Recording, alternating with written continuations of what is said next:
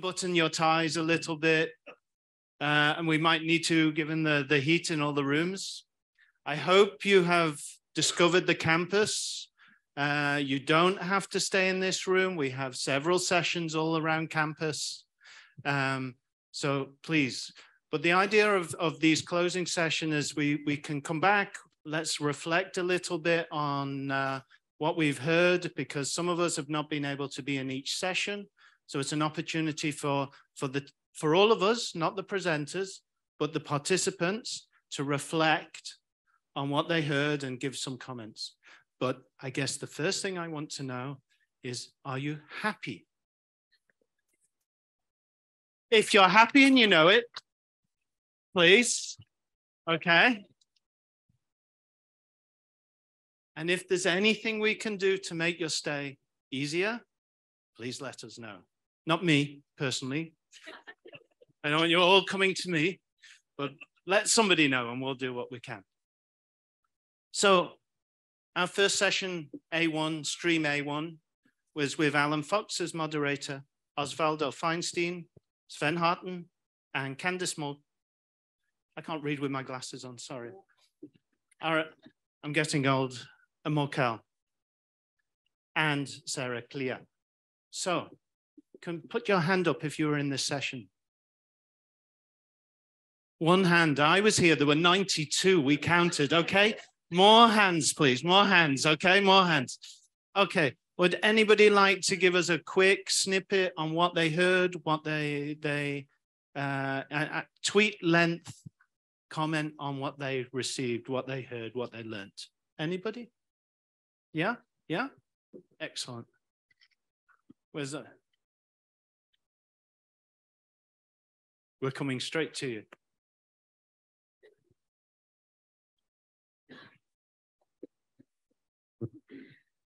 Thank you very much. My name is Dr. Angelina Matillo Bazuba from South Sudan. I think the first day was very great. I can say it was very great in the sense that, number one, we were able to meet with various practitioners, but also actors from different sectors. And really, from the discussion, you can really see that there's a significance of having a national evaluation system that is robust and workable. But again, what we have noted, a part of besides this, is that number one, we need to have a political will. Political will is very vital, because then it needs to be backed with resources. When the government is able to provide resources, you'll find that the systems, the framework, and everything else will be able to really operate. And when the system is there, also there's a need for bringing in various actors. Talk about the CSO, talk about the academia, talk about the other institutions that are actually acting as watchdog to really be able to ask and inquire issues around accountability, but also to monitor the implementation. But again, one thing I've noted is that having a policy is one thing, implementation is another, but again, enforcement is also another hurdle. How do we enforce this if we don't have robust oversight mechanism is another challenge. So most of the countries, much as they may have already put up systems in place, you find that there are no oversight mechanisms to challenge or to question the non-implementation or non-adherence of number of issues that may have been agreed upon. But again, we do have this is the final one. Yeah, no. We do have this complementarity. You have a different Twitter. I will not finish all the points. So we do have the need for complementarity. We do have the system that need to be worked, the problems that have been identified. But again, we are talking about the time needed. We are talking about resources. So there's a lack of synchronization of how all these factors can actually work together and eventually lead us to where we are, or to the point where we can see that we are really delivering to the intended user, who are the people or the citizen. But I also have my own observation. What is the connectivity between those who are giving money? What is the connectivity between those who are giving money? I'm looking at the donor, and us who are receiving. So if we are on the recipient end and we do get the money and we do it and we are not able to account for it and we fear to take us to the courts and we don't want to have the system that will arrest us or will put up to the corner where we can be able to account for the use of resources, then there's a problem, because we do see donor continue to give us money and we eat every now and then. Then what is the accountability mechanism? Here is where I'm challenged, because I don't see how they can also help us, even though we are talking about issues of decolonization shouldn't be there. But I think there is a need to have the system that will demand accountability from their respective governments, so that when we receive money, we'll be very happy and we'll be happy to come up with a system that will say, come again, and we monitor and we look at how we have used the money. Thank you very much. 2 minutes.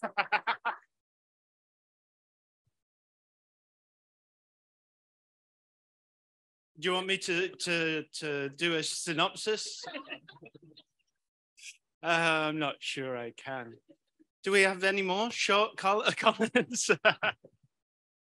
Okay, we're going to keep it to 2, I think, because we got 6 sessions to give it. And so, okay, can we take the mic up here? And just so we can keep the flow going, and just in case. Okay, good afternoon.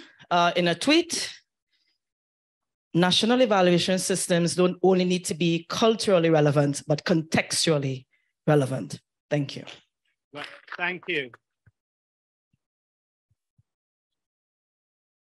Okay, moving on to session B1, which was with Vijaya, my colleague, Vidavalu, Jorg Faust, Sarah Lister, Hasnain, did he join in the end? And Flavia Smith. That was B1, and that was on evaluation and strengthened governance. Who was in that session? Is over here. Hands? Would anybody like to reflect on the tweet of the session, please?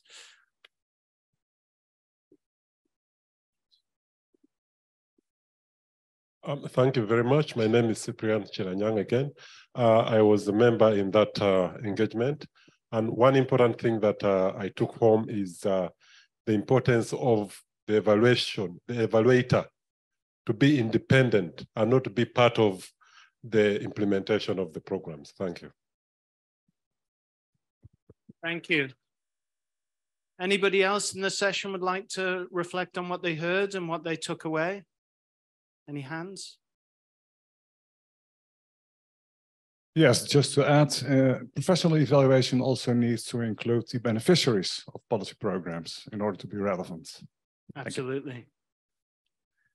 Session C1, which was over in the Europa building.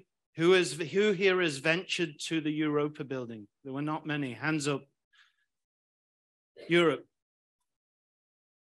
We had an interesting session with Alison Evans, Kevin Watkins, George Gray Molina from UNDP, Isabella Kiplagat, who I nudged and pushed to join the session, and I'm very happy she joined, and El Hassan El Mansouri, who also joined us from Morocco. Do we have anybody who came to that session? We have in the corner.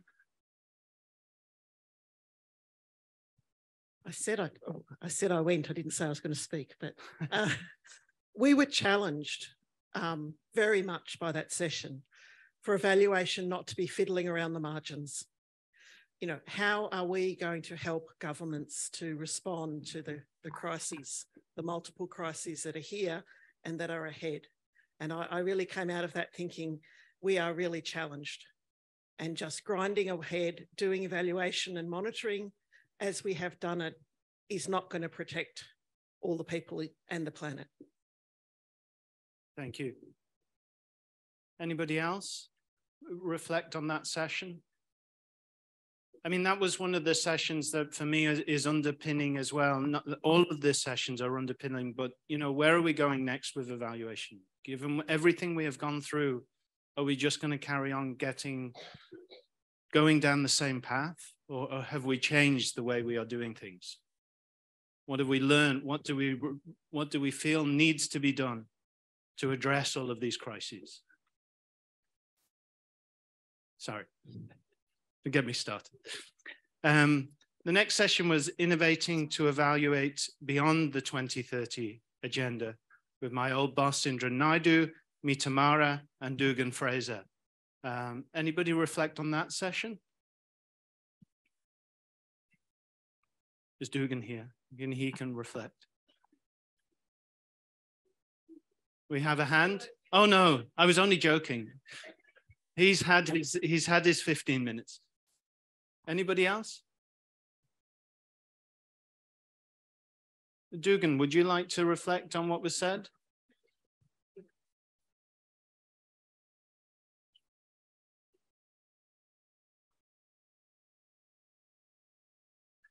Me and Mita, I think we're pretty aligned, and we talked not so much about methods innovations, but I think to be thinking about evaluation as part of larger systems, institutional, but also from a governance perspective. We talked a little bit about the feminist evaluation principles that Global Affairs Canada is using. And I think what we were really landing in is an understanding that we need to be taking a really strong use orientation in evaluation, and that there are a number of ways in which that can happen, including through having learning frameworks and learning agendas. And I mean, I think what is quite interesting is the resonance between what we were discussing and what it sounds like was being spoken about that Patricia just reported on. And I think there is an understanding that evaluation is at an inflection point. There is a need for it to transform itself. It does need to become more relevant and appropriate. And I'm going to adopt Patricia's framing of not fiddling around in the margins, but proving its real value by reinventing the way it does its business and who it speaks to and for. Thank you, Dugan. Can anybody reflect on that? Any? Please, yeah.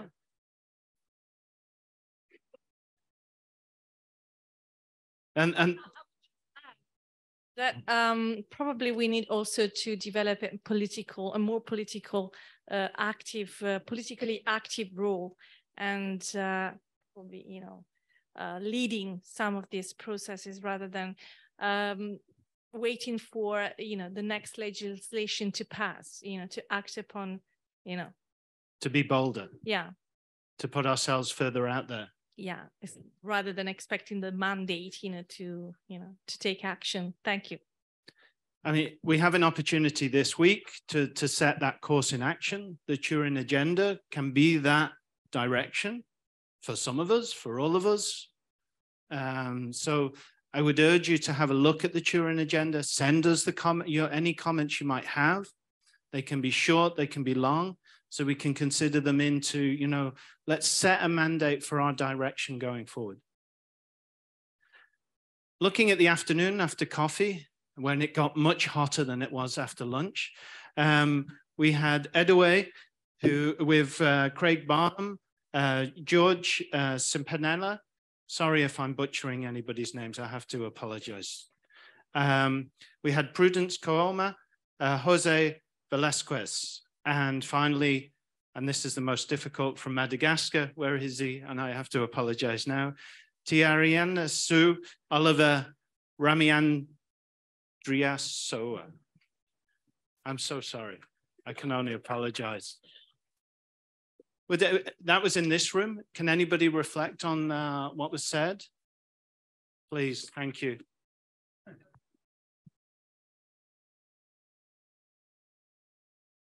Thank you. We actually discussed assessing national evaluation systems and capacities.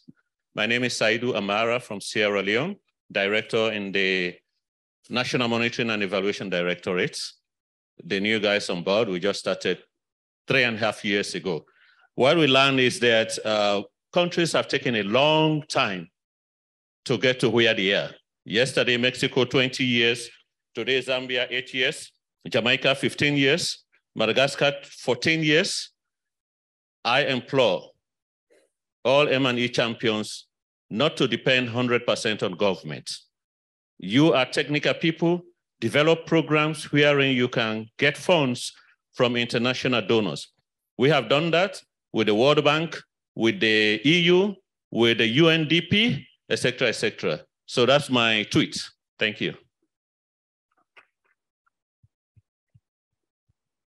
Anybody else like to reflect on the afternoon? Okay. Session B2, which was over in Oceania, wasn't with Helena, it was with her colleague, and I forget, sorry, Juan Cruz, was it? Carolina Zuniga Zomara, Monica Beleska, Louis Angel Guaman, and Natalie Salas and Xiaoling Zhang. That session was on participatory evaluation. Can anybody reflect on that session? Do we have any of the presenters here who might be able to tell us what was picked up in the discussion? Thank you, Patricia. It was brilliant. I'm an English speaker, so having translation to be able to hear people speaking about practice in Spanish-speaking countries was fabulous, including this notion of having national evaluation platforms where you have representatives from government and academia and civil society and CSOs and private sector review the national evaluation plan and how they're going and how the actions are going, and to meet twice a year and build relationships and have that scrutiny. It was just a real revelation about the sort of structures that you might put in place to have civil engagement. Thank you, Patricia. Anybody else like to reflect on that session? Or on the subject at large? Okay, C2 was COVID-19 response and recovery, evaluating national interventions. That was with Jos Vassen, Dr. Labe Issa Kobianga, Nana Opere Dijon, Sophie Kangoma, and finally, Megan Kennedy Chuan. Is that right? Hey.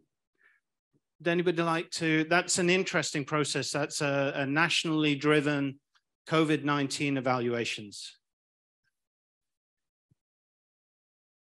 We have a hand over here. Thank you. Hi, this is Adeline. So the whole session was around the COVID-19 Global Evaluation Coalition. I think for me, what was great is that it is strengthening national evaluation systems by actually doing an evaluation around the COVID response. And I see it as an opportunity for country-led evaluations so that countries get used to leading their own evaluations and ensuring that they are doing the evaluations to use the evidence for policy making. But what struck me from that session was the fact that there could be a lot of duplication in terms of the evaluations that are being done around the COVID response. And there should be a way of bringing all that together and bringing resources together so that you have at least a sectorial sort of response that can actually be meaningful in terms of evidence production and use. Thanks.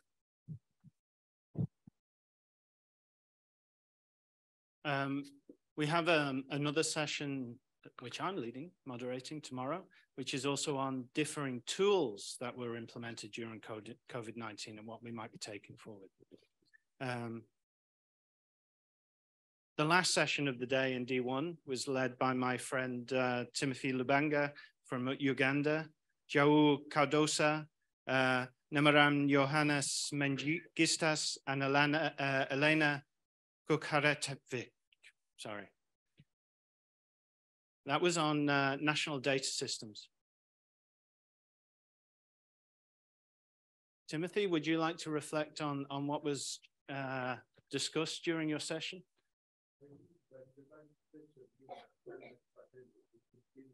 Yeah.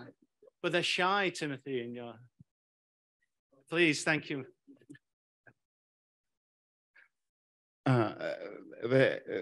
The session looked at, my name is James Mwonge from Uganda, Bureau of Statistics. The session really looked at the experiences of countries in areas of how far they have gone in providing the information, especially on SDGs.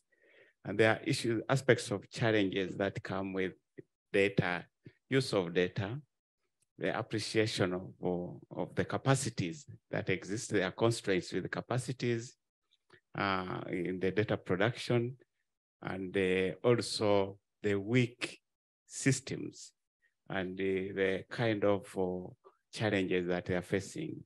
Some countries like Eritrea, Cape Verde, Trinidad and Tobago did share experiences, and Belarus in the area of their experiences with SDGs.